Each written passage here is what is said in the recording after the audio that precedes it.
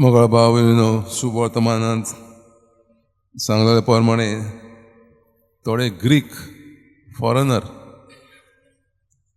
जेजूक मेळोंक सोदताले आनी ते फिलिपान आनी आंद्रेन तांकां जेजूशी व्हेले. तीच भाशेन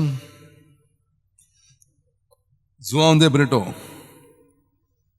ताका जेजूची ओळख, जेजूची बरी खबर पोरगोटूंक परदेसान वचून सान फ्रांसिस्को शावेरा भाशेन जावंक जाय आसलें.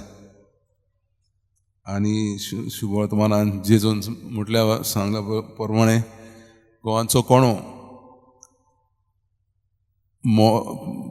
जमनीर पडोन मरोंक जाय, मेल्या उपरांत नवी पीक जायतें पीक जातली. ती उतरां जुआंव दे ब्रिटोच्या कानार पडलीं आनी ताका मिशनरी जावची खुशी जाली. राजाच्या पालासीन तो व्हडलो जालो आनी पूण ल्हान आसतना दुयेंत जालो.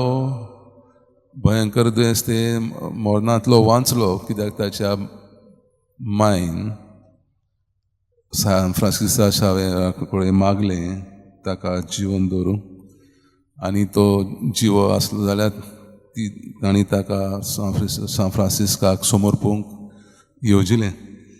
आनी तो ताका ल्हान आसतना ताची खुशी जाली.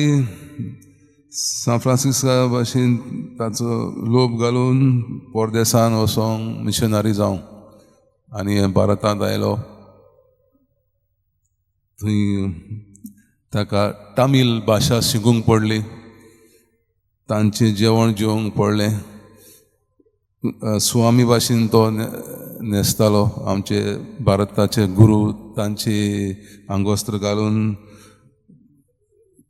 तो धर्म परगडटालो. गांवांनी बीन चपलांनी पांयांनी चलोवन तांकां दोतोन शिकोवन जायत्यांक ताणें बावतिजम दिलो. तर जेजू म्हणटा